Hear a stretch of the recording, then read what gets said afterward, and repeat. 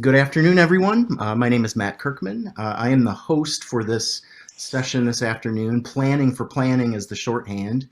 Um, I want to let me launch this.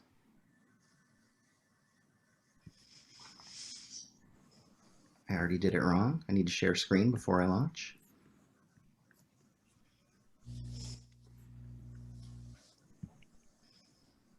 Good to go? Yep. Okay. Shorthand, planning for planning. Um, I want to just take a moment and acknowledge our session sponsor, Crystallization Systems, Inc. Crystallization Systems is a museum storage company. They offer all kinds of storage solutions for museum needs, whether you have textiles or trumpets or Monets or muskets. They have a solution for storage for you. So please check them out and acknowledge their generous sponsorship and participation in the NEMA conference. I just want to point out that although our panelists represent a few very noteworthy historic homes in New England, this is really a session for whatever type of museum you are. If you're contemplating an interpretive plan, this session is for you. So really, we've invited our speakers here to share their historic house projects from a very open, very wide perspective about how they readied for interpretive planning. Today we have Julie Arrison-Bishop from the House of Seven Gables. Julie is the Director of Community Engagement at the House of Seven Gables. We also have Brooke Steinhauser from the Emily Dickinson Museum. Brooke is the Program Director at that museum. And myself, Matt Kirchman, I'm with ObjectIDEA. I'm the Creative Director of ObjectIDEA located in Salem, Massachusetts. And we are an interpretive planning consultancy. And I had the extreme pleasure of working with these two institutions as they contemplated their future interpretive scope. And with that, I'm going to invite Julie to share a little background about the project. We're going to do our best to move this portion of the program along very rapidly so that we can get beyond the case study nature of this program and talk about what your ideas are, you, the audience, what your ideas are as you contemplate interpretive planning. So take it away, Julie. Wonderful. Good afternoon, everybody, and just my gratitude and thanks to each of you for being a part of our session today and for choosing our session today. It's been a really wonderful NEMA despite the fact we're all at home, and we appreciate having you with us. So a little bit from my other home, the House of the Seven Gables. It's a National Historic Landmark District that is located in historic Salem, Massachusetts. Our organization was founded in 1910 by a woman named Caroline Emerton.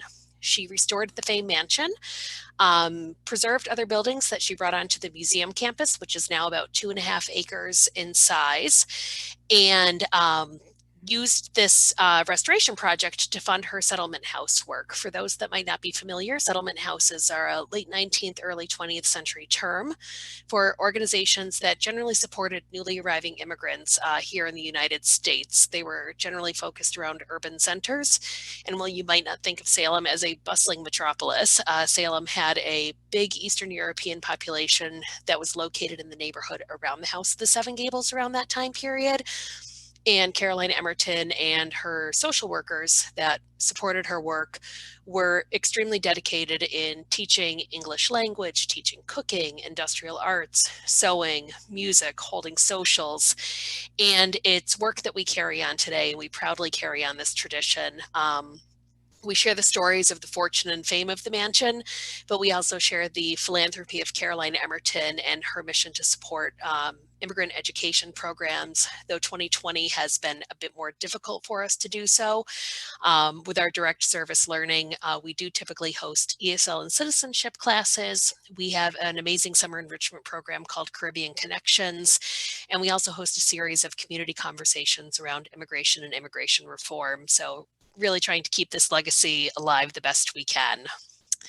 The mission of the House of the Seven Gables is to be a welcoming, thriving historic site and community resource that engages people of all backgrounds in our inclusive American story. And our vision statement stems right from that, and it's to preserve, share, and continue the American story. And kind of with this mission and vision, this was part of our 2018 strategic planning process, was to update our mission and vision, and our strategic planning process and interpretive planning process really worked hand in hand together. In some ways, it certainly created more stress and work for our organization, but in other ways, it was great because these, two core museum documents really speak beautifully to each other. And we're really thrilled to have not only a new mission and vision, but as I'll share with you a little bit, our interpretive big idea. So for us with our interpretive planning process, I want to go over a few tools that we use that kind of helped us to build our success in interpretive planning. And I'm not here to pitch a particular project management based software, but I am going to say that we have had a lot of success working with a program called Smartsheet. It's a cloud-based project management software, and for both interpretive planning and a lot of other projects that we have on site, this helps us to keep track of projects, and then the projects within the projects, and then the mini projects within those. It helps us to keep track of due dates and to keep our staff motivated and in line of where we need to go on certain projects. And it also helps us to manage our budgets and our spending related to projects as well. I highly recommend it. There's a nonprofit discount, but I know that many people use great project management tools. And I would just strongly encourage you to consider any project management tool before diving into a large project like interpretive planning, a marketing plan, an operations plan, disaster plan, or anything like that. Especially something that's cloud-based and collaborative was really a key piece in what helped everything to work for us at the House of the Seven Gables. We also had a series of collaboration meetings as soon as our project kicked off, and right in through the kind of presentation of the final draft of our project. We met with key staff, board members, and of course our community about the project and progress as it was going on. This gave us a great opportunity to share our findings, but also to collect feedback along the way to make sure that we were on the right track for a successful final project. Two other parts of what I kind of consider the tools of what we did. Both of these took a tremendous amount of staff time and resources. I won't sugarcoat it and say that this was the easiest part of our project, but what was crucial to figuring out, kind of our problems to solve and getting those answers to that were visitor interviews and surveys. This project, like I said, really spanned 2018 into 2019, and from May through about November of 2018, we were actively engaged with collecting visitor interviews, surveys, and feedback. And we also felt it was just as crucial for us to collect those staff interviews and surveys as well. Every time that we were considering a change, making a change, prototyping, or even implementing some kind of a change, having that staff feedback was really crucial. And since the interpretive planning process, really, I would say impacted our frontline staff the most in terms of tours, stories, and sharing information, we really felt that that feedback was incredibly crucial to moving forward. We had a number of problems that we wanted to solve with our interpretive planning process. And this kind of goes back to the dining room chamber. And when that slide pops up, I'll be sure to kind of point out what this room is. And this is a room that was in the original there it is.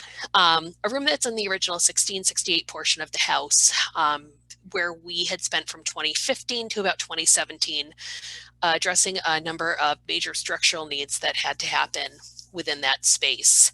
As we were addressing all of those structural needs through a major construction process and a reinforcement of a summer beam, our staff started talking about the hopes, dreams, and thoughts of how this room could fit into our tour at the House of the Seven Gables. And the result of all of those talks is that we really had kind of a mixed historical approach and many opinions about how this room should be interpreted. One of the beautiful things about working in a small organization is that you work with passionate, strong-minded, strong-willed people. And it can also be, as we all know, one of the challenges of working in a small organization as well, is that people love what they do so strongly. Sometimes it's hard to build a little bit of consensus, and we knew that consensus is something that we needed to move forward. We had applied for funding from a variety of sources to kind of incorporate this room into our program at the House of the Seven Gables, but we realized that without an interpretive master plan, it was a big deal breaker for a lot of our potential funders. And some small funding we did receive, we were actually able to use a change of scope and put that funding towards the interpretive master planning project. As we broke into that project and started working with our consultant, which full disclosure is ObjectIDEA and Matt, we really identified a number of other issues on our museum campus that we wanted to address. We wanted to find better ways to use our other buildings on our campus. We have 6 other buildings, and staff and visitors agreed that these were either wrongly utilized or underutilized spaces on our site, and that we really needed to come up with a cohesive plan to share our interpretation site-wide using our buildings and grounds as tools and not just kind of condensing all of that history into the guided tour in the mansion. We also knew that we really needed to engage our staff and build consensus with our staff around these changes. We were fortunate to work with a large group of our staff in coming up with our interpretive master planning process. But it was also a challenge doing this too. It was a lot of wrangling of ideas and organizing of ideas into a cohesive final plan that also had consensus moving forward. And for me, I would say this is where having a consultant was most helpful for the House of the Seven Gables. It was having an objective voice sitting at the table, helping us to move forward on everything that we needed to move forward with. And we were very fortunate to have somebody, we had Matt, but very fortunate to have somebody in that objective position helping to move us forward with our interpretive planning process. Another problem that we needed to solve was better engaging our visitors. The House of the Seven Gables, as many people know, we teeter this really odd line between we're a museum, we're a nonprofit, we're a community resource, and our locals know us as that. But so many of our tourists who come to see us, we're a bucket list item to check off in Salem. I'm here, I did the House of the Seven Gables, and I'm walking away. So we really wanted to make sure that visitors were leaving with a deeper meaning of our site, not so much that they just love their guide, their museum tour, and the secret staircase, all great things to love. But we really wanted to make sure that people were leaving with a deeper engagement with our site and deeper meaning about not just why this site is preserved, but who preserved it, what are the stories that we need to share in the site over 350 plus years of history. And with this came kind of our final problem that was addressed in our interpretive plan, which was unifying our site messaging. All of these questions tied into how do we engage our staff, how do we ensure a deeper engagement, and kind of looking at what we affectionately call the cloverleaf on our staff was coming up with this interpretive big idea. And that's that the House of the Seven Gables was built by the maritime prosperity of the Turners and the Ingersoll family. It was popularized by, of course, the great American author Nathaniel Hawthorne, but it was really saved by service to Salem. And it was saved with an idea that we should share our history and preserve our history, but that our history should remain a community resource and inspire other community resources in Salem, Massachusetts. All set, Matt. Terrific. Thank you. Thanks, Julie. Brooke, you want to introduce your museum and your project? Yes. Hi, everybody. My name is Brooke. I use she, her pronouns. I'm delighted to be with you. And Julie, you were so punctual. I'm going to try to be just as right on the money. Yeah. I'll give you fingers for minutes remaining. Yeah, helpful. Thank you, Matt. Yep. So yes, I'm the program director at the Emily Dickinson Museum. We're located in Amherst, Massachusetts. This is the home of Emily Dickinson and her family. If you're not familiar with Dickinson, she is a poet who wrote over 2,000 poems. She was never published in her lifetime under her name and rose to fame only posthumously as a poet. She did live her entire life, 1830 to 1886. Here in Amherst. So there's really kind of no other, we like to say that there's no other poet who's so closely associated with one place than Emily Dickinson. Her most productive writing years really fell right around the time of the Civil War. She was a highly networked individual, writing thousands of letters to over 100 correspondents. We estimate that she probably wrote about 10,000 letters in her lifetime. We have about 1,000 that exist. But she did become quite reclusive in her early 30s, sort of slowly receding from social obligation.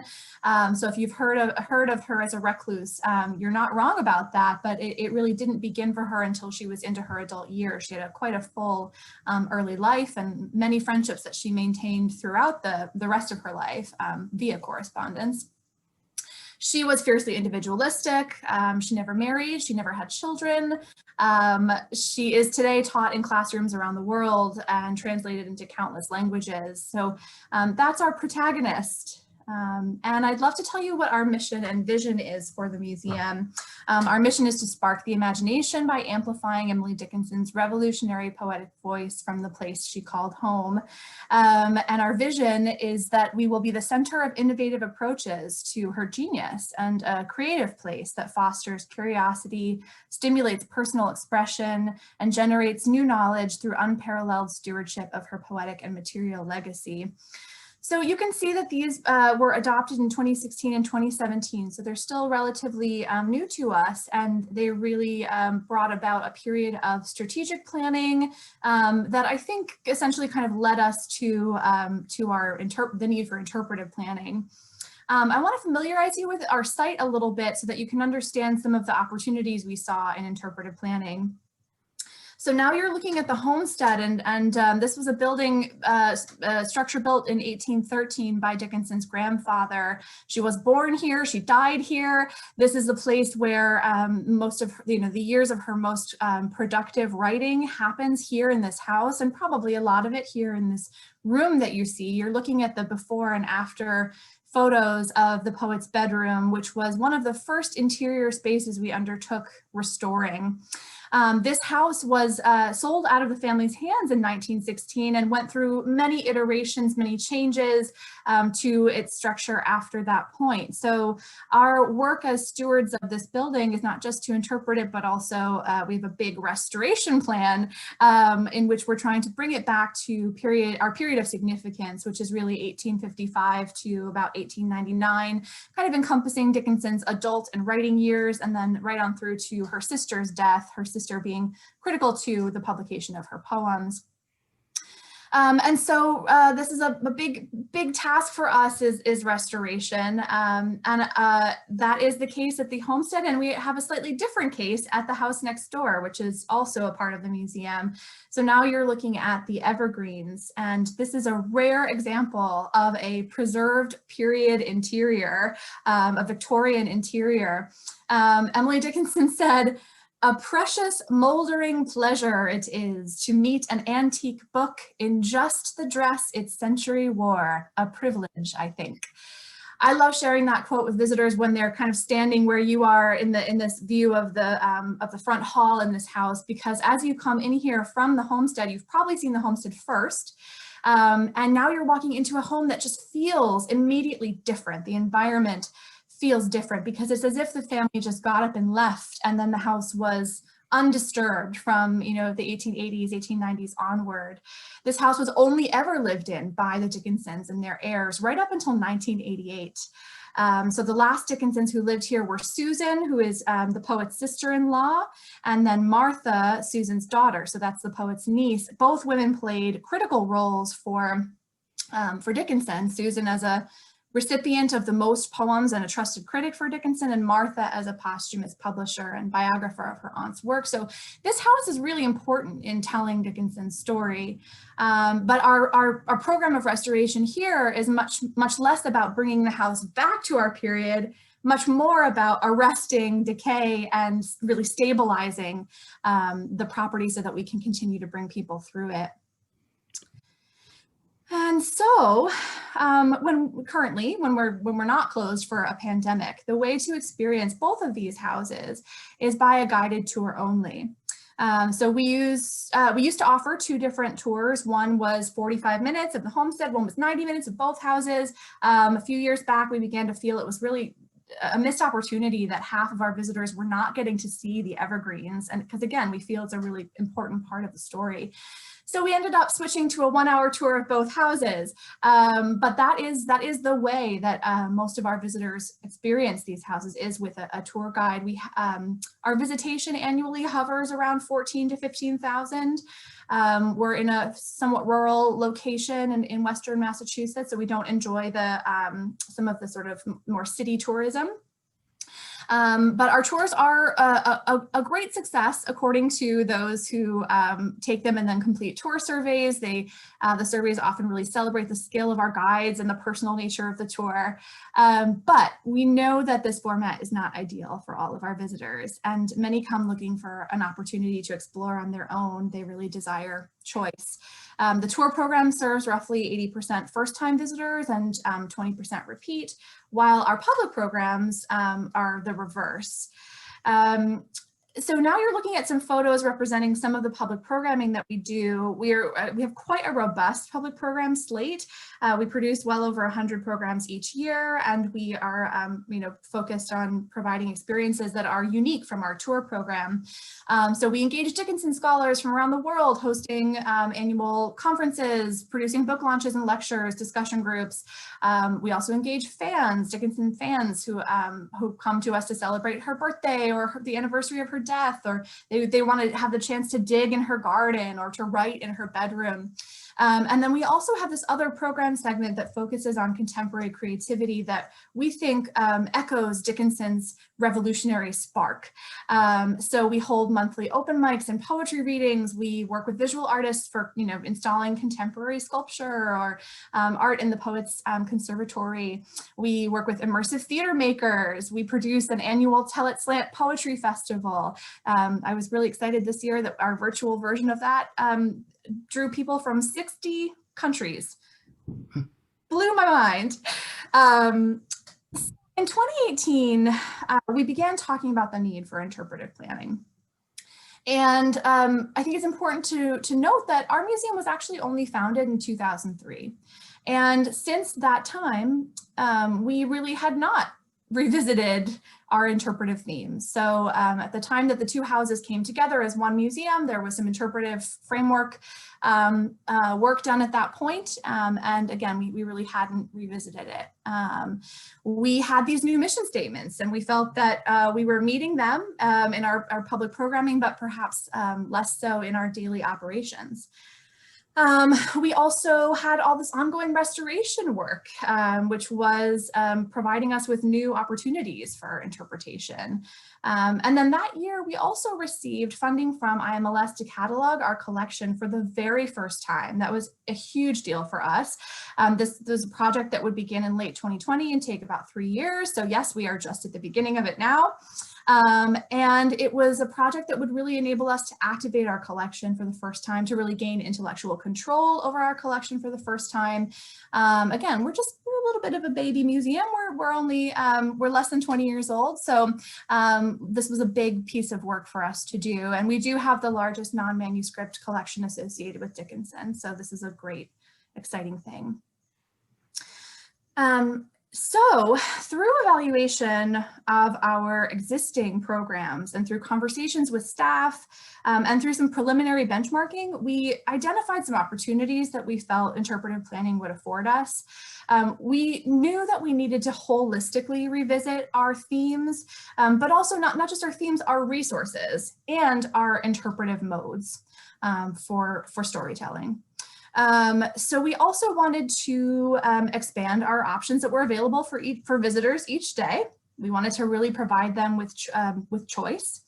We wanted to strengthen our story across the houses and the landscape by creating more consistency in the feel of the houses and more opportunities for visitors to plan their visit around both houses and the landscape.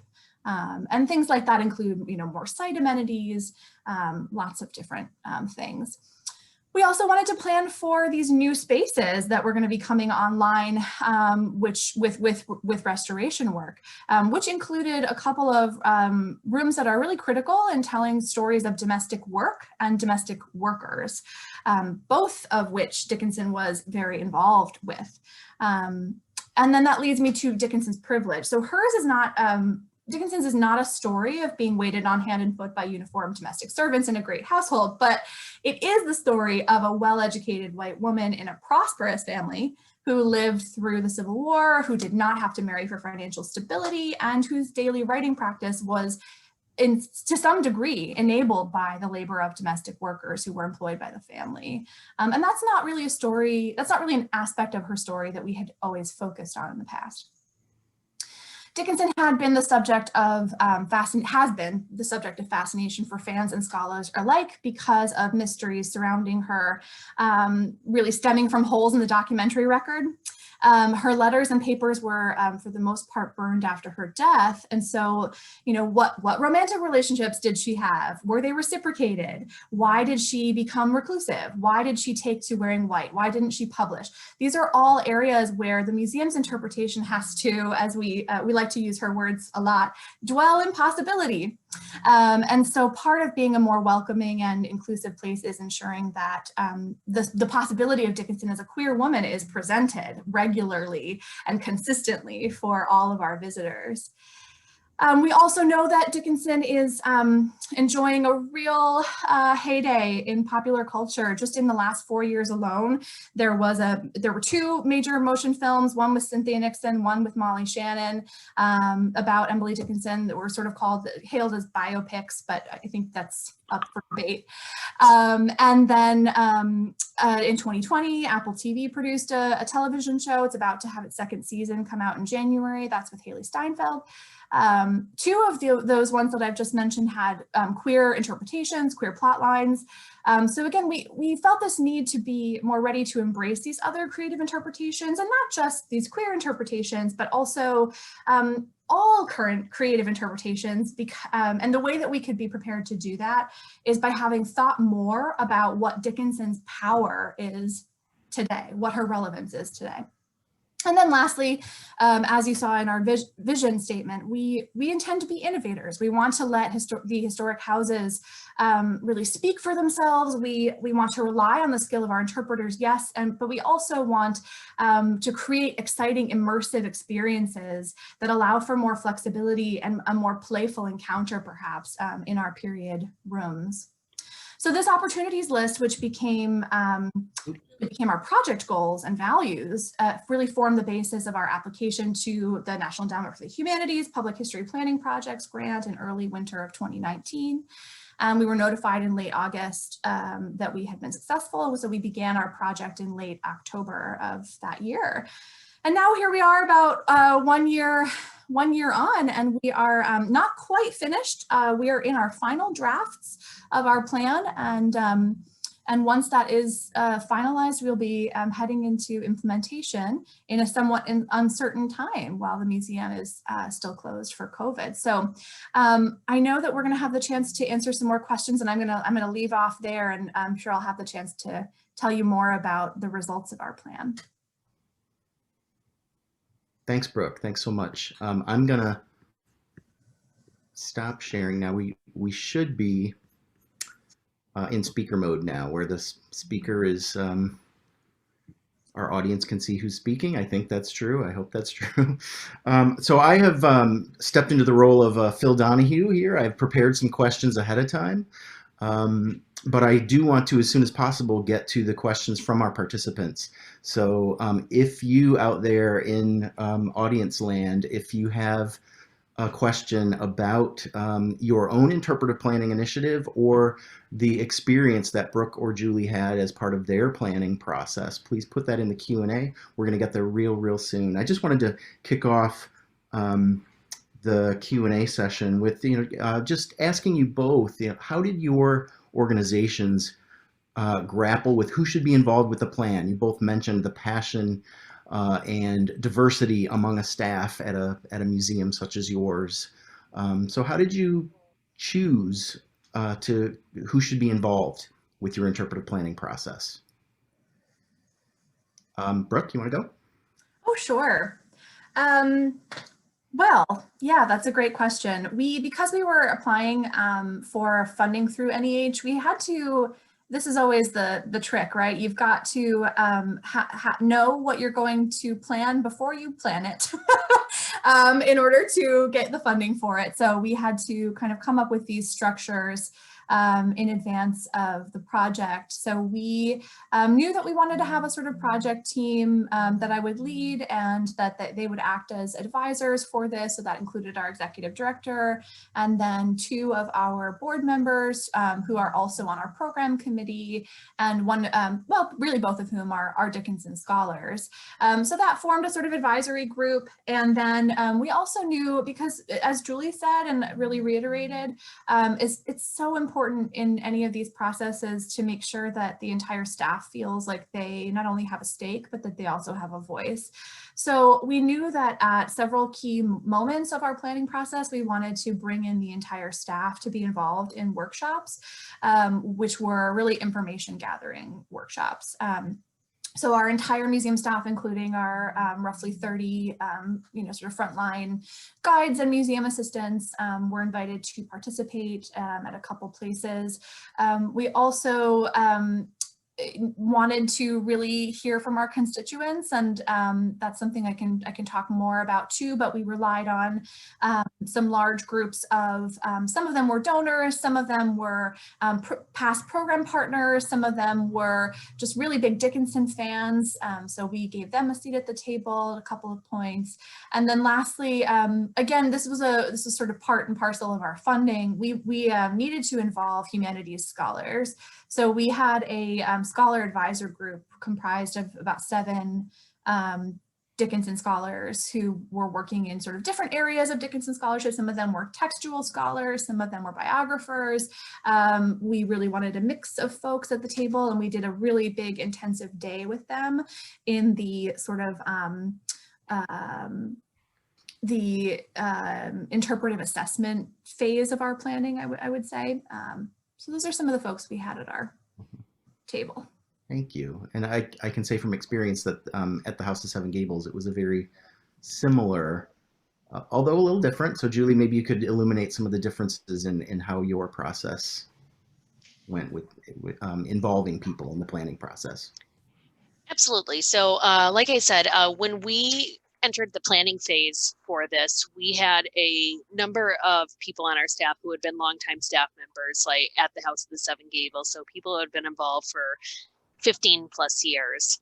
So not only did they have, some of that historical and interpretive knowledge, despite the fact that their role might not have been an interpretive role, they had some of this knowledge and this obvious connection to the organization. But of course, they have the institutional knowledge of what was the organization doing 20 years ago or 15 years ago, and how have we changed? How had the organization evolved? What was working and what wasn't?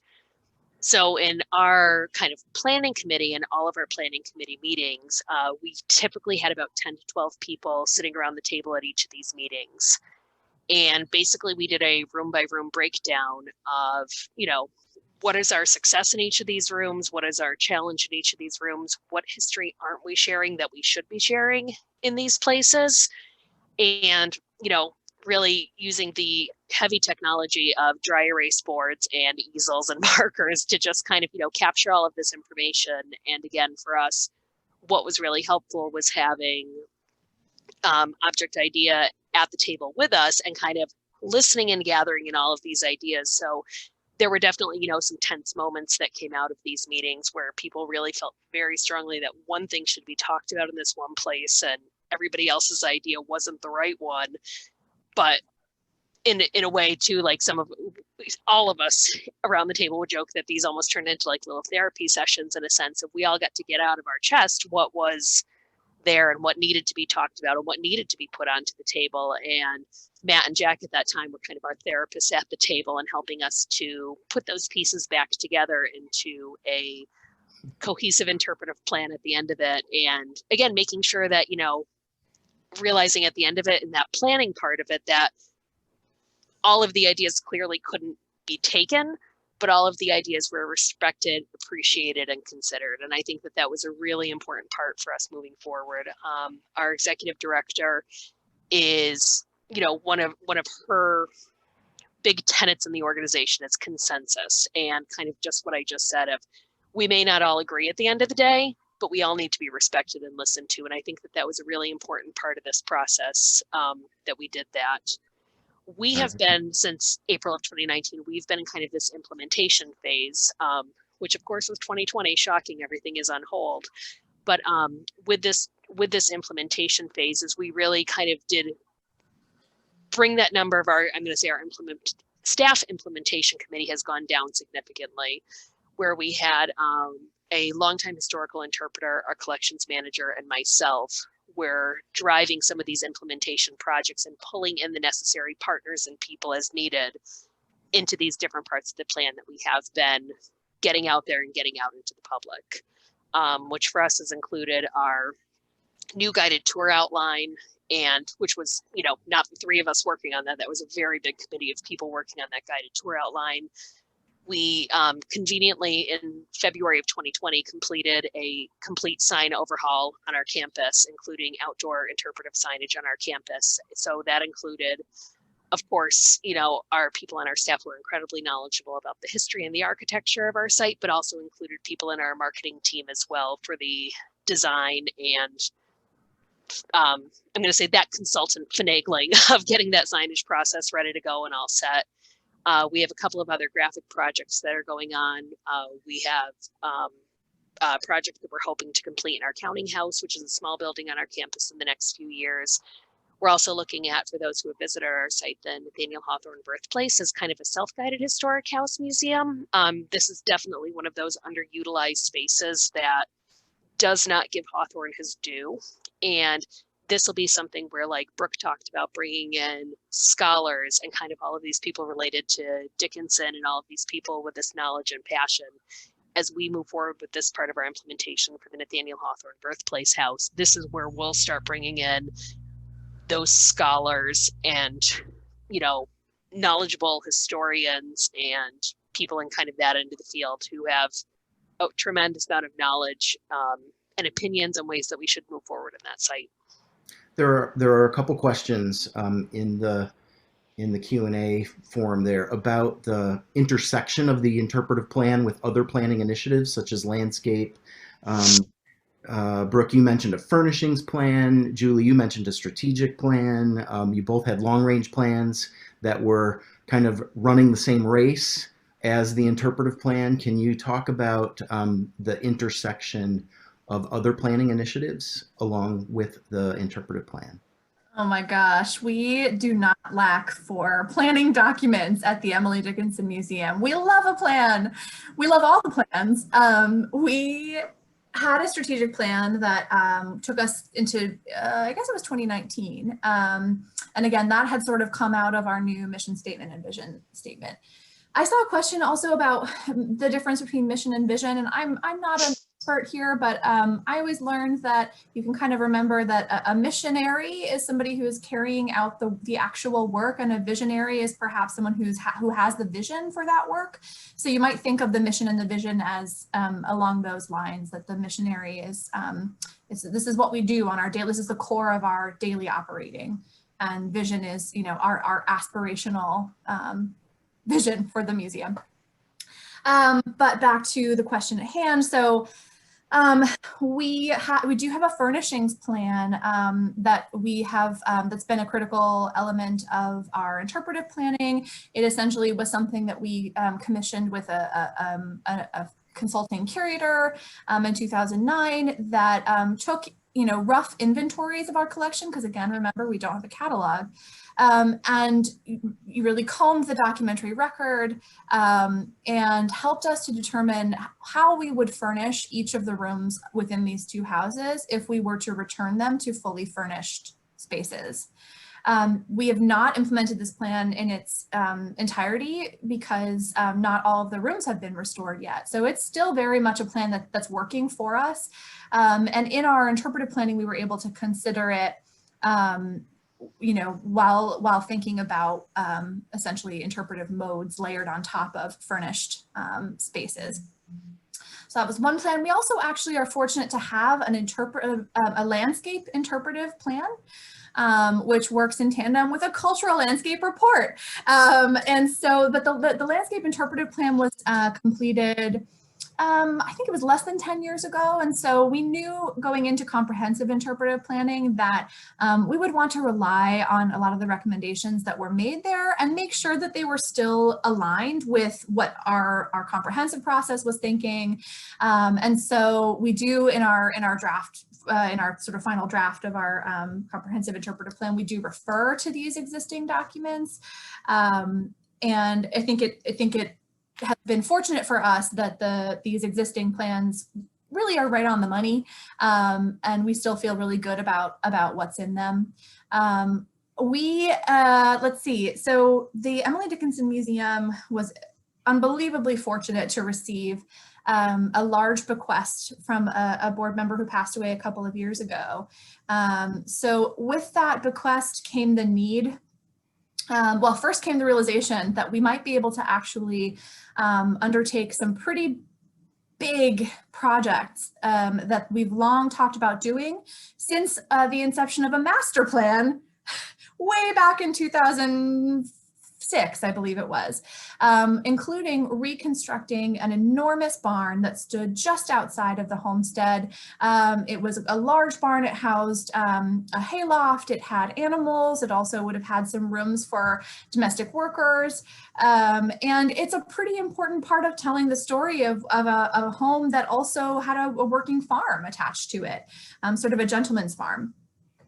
And so reconstructing it not only gives us the chance to tell that story better, but also provides us with the opportunity to have real program space for the first time ever, which we are absolutely in need of. It's probably our biggest need. And so again, with the idea that we could suddenly, these projects were in reach, we began another planning process on top of our interpretive planning process, and that was long range planning. And so that is coming into the station right about the same time now as our interpretive planning. And it essentially is pretty focused on facilities and on our physical campus, and how to grow over the next, foreseeable 10, 20 years. There's definitely some programmatic recommendations that are in there, and we needed to really kind of link up our interpretive plan and long range planning for those recommendations specifically. It's, nothing is straightforward in these planning processes. And I think, communication is critical, and making sure again that everybody feels like their voice is being heard. Yeah, we had a lot of planning going on. How about you, Julie? I think you did too. Julie, can I ask you specifically to address the sequence of planning? There are a couple questions about, Sure. what kinds of plans might need to be in place prior to interpretive planning, and which kinds of plans might be informed by an interpretive plan that's already in place. Sure. I think it's very chicken and egg.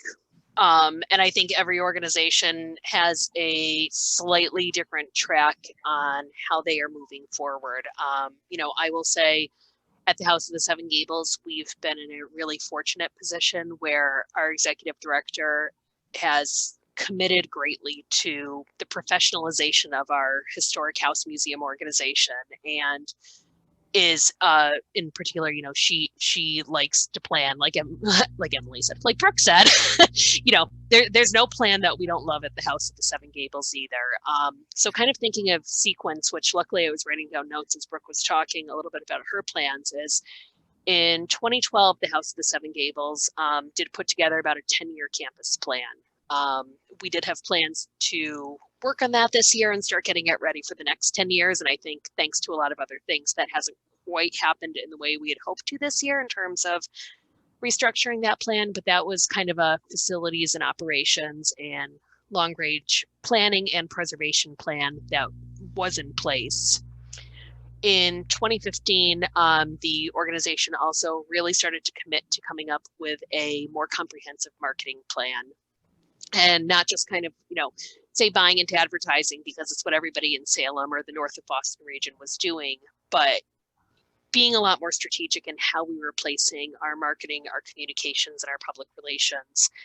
And since 2015, we had been working on a marketing and strategic plan. Again, that was due to kind of be re-upped this year, and we've taken a step back from that until we kind of get into our, hate to say it, new normal, before we can kind of move forward with that marketing and communications plan.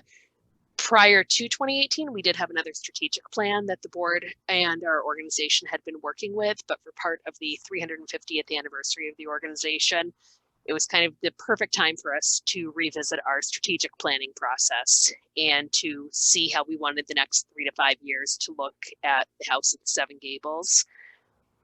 Starting in 2017 with a refreshed reinvestment in our collections at the organization, coming up with a collections plan, an inventory, and also a disaster plan for the organization at that point in time.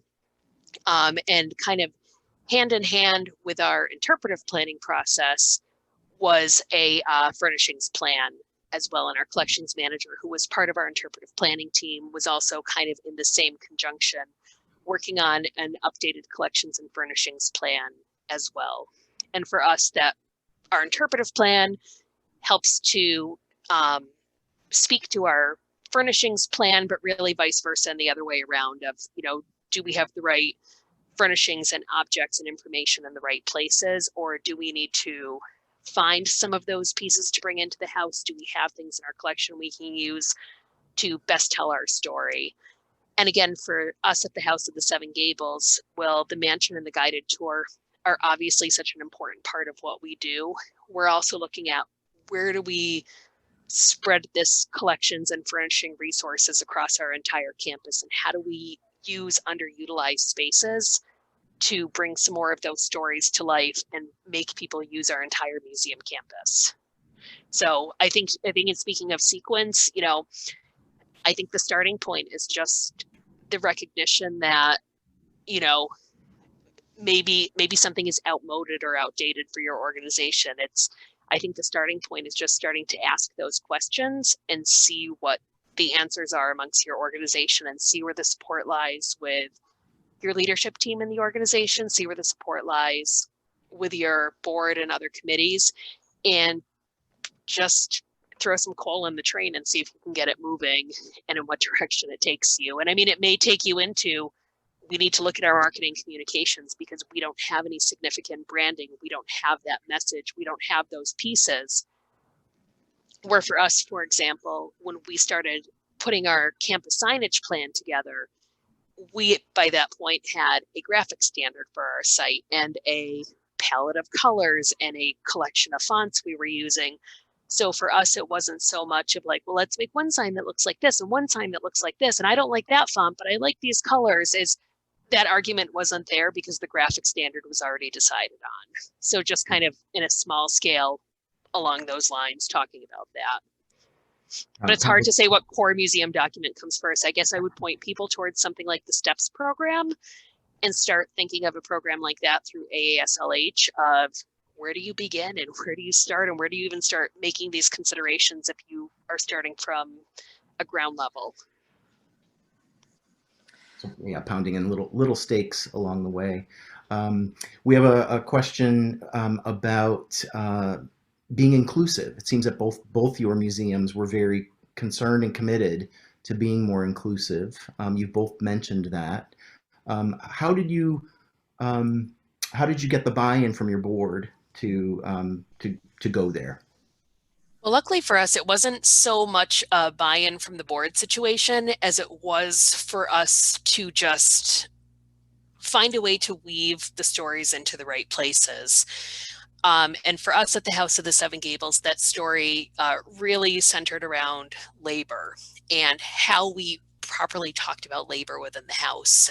For many years, there were mentions of slaves may have lived in the house, or there were indentured servants, but they may not have been necessarily talked about in the right context of space or rooms or objects. And for us, the interpretive planning process really gave us an opportunity to research and look a little bit deeper into how people worked at the house throughout the years. Another thing that we've really tried to switch over to is for us, we talked about John Turner I, John Turner II, John Turner III, dead old white men. And it really, well, their fortunes were certainly a part of why the mansion was built. There are so many other questions behind that too of who actually physically built the House of the Seven Gables, who was actually working in the House of the Seven Gables, what were women doing in the home, what were children doing in the home. If, you know, for a family like the Turner family in the 17th and 18th century, it was indentured servitude. But what did that really look like, and what did that mean in Salem and the area? And then for, you know, later in the 18th and into the early 19th century, it was, you know, talking about the 5 known enslaved people who were at the House of the Seven Gables and finding a way to bring their story into the home too. So I would say, happily for us, it definitely wasn't a buy-in situation. It was just getting it off the ground and going and putting it in the right spot. And our interpretive plan really gave us a chance to open that story up. You know, a little bit later on down the road, you know, we'll be talking about Nathaniel Hawthorne, and, you know, he's got some really interesting views on society that we're going to be bringing into whatever we do at the Hawthorne birthplace, you know, talking about Caroline Emerton and immigrants for us, and talking about immigrants today. Of our staff has often had to deal with quite a bit of pushback when we say, you know, we're a site that still has ESL and citizenship classes, and we have visitors who are not delighted to support that. So for us, it's making that educational push. Yeah, I would just jump on and say, you know, for us, I think we've had great support for doing this work, and we're doing it on 2 levels, as I think every museum is. We're doing it at the level of this, you know, being actually physically welcoming to visitors, understanding that our backpack policy has the potential to really alienate folks or make them feel that they've been subjected to racial profiling, you know, and so understanding that with new structures comes the possibility for things like lockers, which is a much more welcoming procedure. So things on that granular level, and then of course we're also on this other side that I think I've already kind of addressed of, you know, we need to, we know we have these areas where we have to sort of maintain some, I was going to say interpretive ambiguity is not really what I want to call it. It's more that we need to be able to present all of the possibilities to our visitors, and we need to do that in a consistent way, and a very clear way, and not using sort of coded language. And I think that's going to be a big part of our implementation of this plan. And so I think we have, you know, absolutely full support in pursuing those goals of our interpretive plan, certainly from our board. And I think that the real work will come in the implementation and working with our frontline staff to do that. I think we have this unique challenge of being able to, of having to present all those options. I was in a great session yesterday that Ken Torino led about career narratives at historic houses, and one person said, in response to a question about, did you get pushback about, you know, suddenly interpreting this individual as a gay woman? And she said, you know, my staff was relieved. They finally, you know, didn't have to sort of hem and haw anymore. We don't get to quite make that jump with Emily Dickinson, and so we have this other work to do.